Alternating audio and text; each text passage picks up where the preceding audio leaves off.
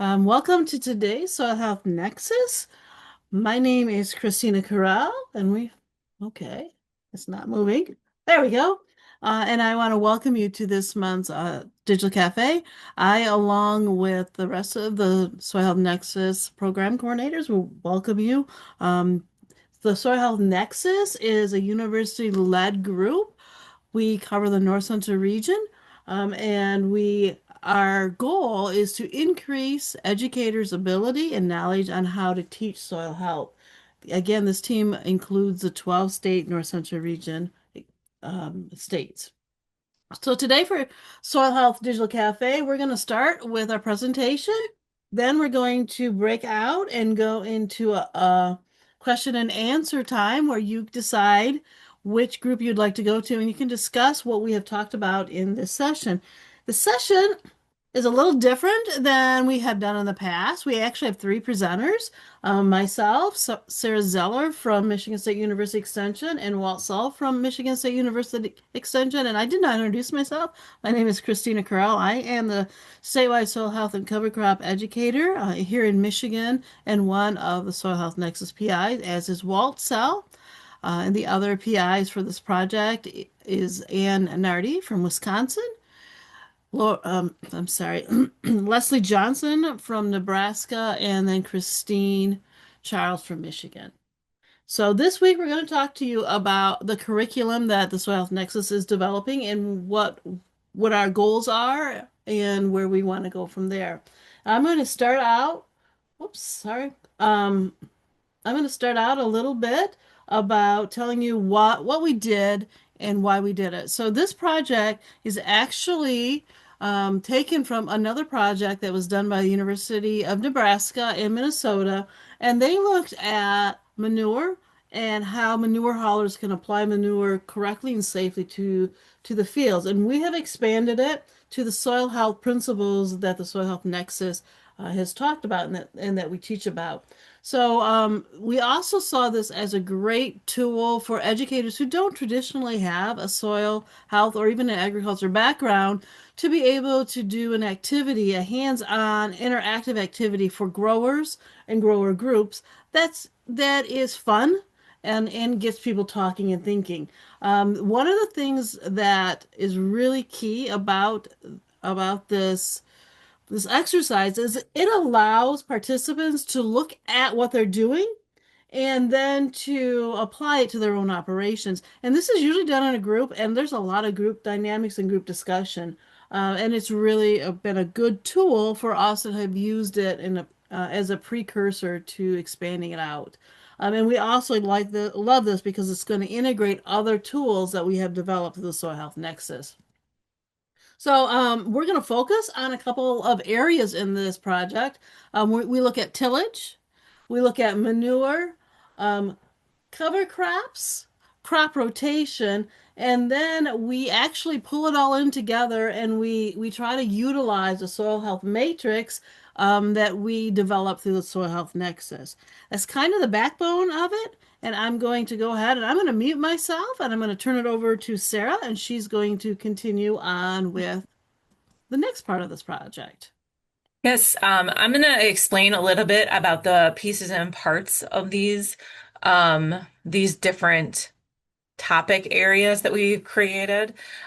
So each of these start with some sort of a baseline scenario.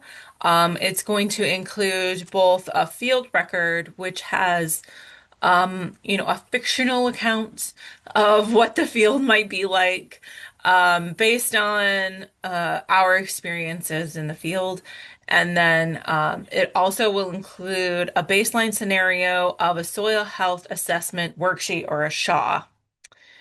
Go ahead and move it, Christina. For the tillage topic, we've included the field records, which will talk about tillage, the baseline tillage option. We also created these tillage cards. You can see examples of these on the slide. The tillage cards include what fuel might be expected. sort of if it's like more or less fuel, so you'll have more or less fuel pumps, or horsepower, how much horsepower, how big of a tractor that you need to pull this equipment. And then also how many additional passes need to happen if this is used. Like if you run a subsoiler, do you need to also come back and like run another pass to even the field out when you're done? So in addition to that, we developed SHAWs, the soil health assessment worksheets that go along with the tillage practice. And then people will use the tillage cards. They adjust their SHAW, they review those field practices, they make the changes that they want to see in the field, and then they're going to recalculate that SHAW and see what happens in the field, what kind of changes are expected to be made. So next slide, please. So you're going to see that this sounds kind of the same with all of these. So with the cover crops, the same sort of process is happening, except we're going to be using cover crop cards. So the cover crop cards are actually asking you to consider not only species selection, but also planting method and termination method. So there'll be cards for each of those things. Um, and then the the person who's playing the game gets to select um, the cards that are appropriate for these sections. So they start out with some on their base record, their base field record. They work through what that SHA looks like.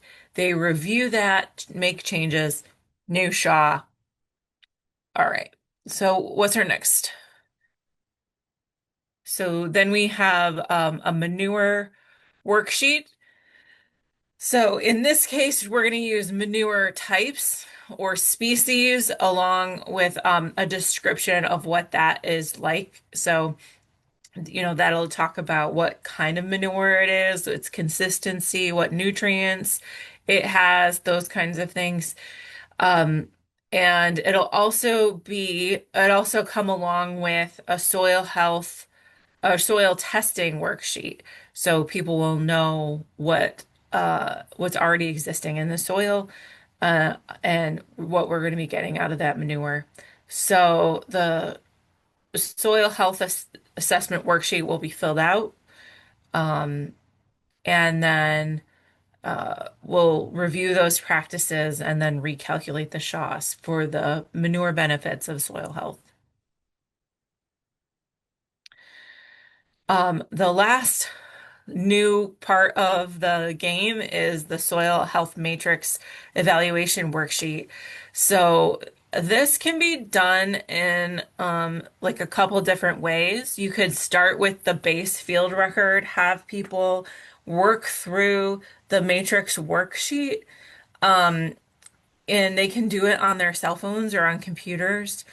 And then they can make the changes that they did in the other section parts that we just discussed, like manure or cover crops or tillage, and they can recalculate their soil health matrix score using the online application, but as the worksheet as like a process to work through that. Um, so using the cards from the other activities. Thank you, Sarah. I'd like to share with you what's coming up in the future. In moving in the not too distant future, looking at projected timeline of next spring in 2026, we're going to be adding additional crop rotations in an activity, including alfalfa and winter wheat. We'll be completing a facilitator's guide for helping instructions for teaching the curriculum. And then later in the year, late summer, perhaps early fall, the date and location to be determined. We'll have an in-person train the trainer professional development opportunities, which will focus on some of the basics and then how we can use this activity and what the curriculum will look like and how it can be used. Next slide, please.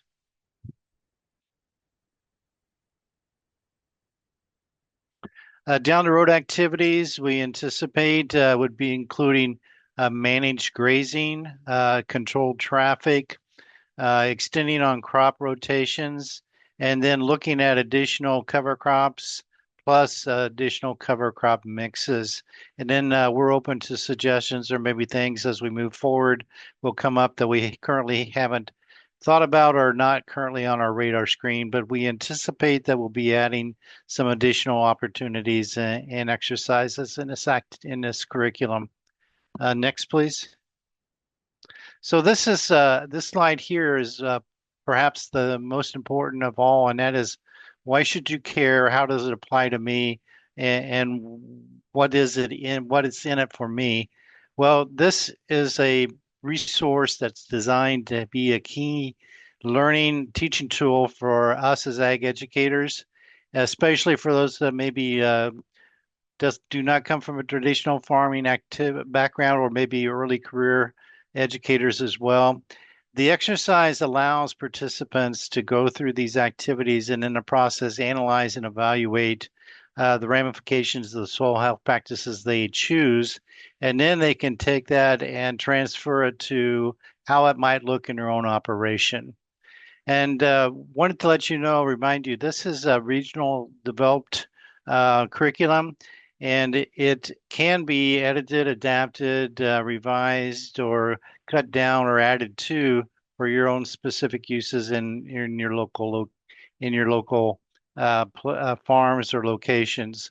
And there is a link for you with you can go to and look at the resources and become familiar with it. Um, Anything else? Are we?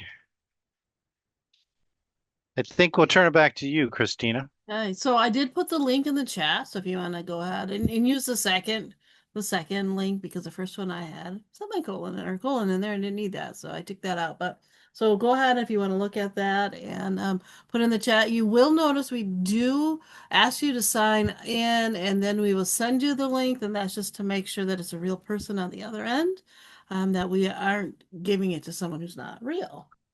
Christina, I did forget to share one thing with you, and that is as you go through this activity, we would expect that there'll be a lot of discussion about the choices in a group setting. And then we also have had experiences where doing activities like this is that the people in the room will jump from the actual group activity and then start talking about their own individual operations and how this might look in their operations. And we think that's okay. We think that's actually ideal if that happens.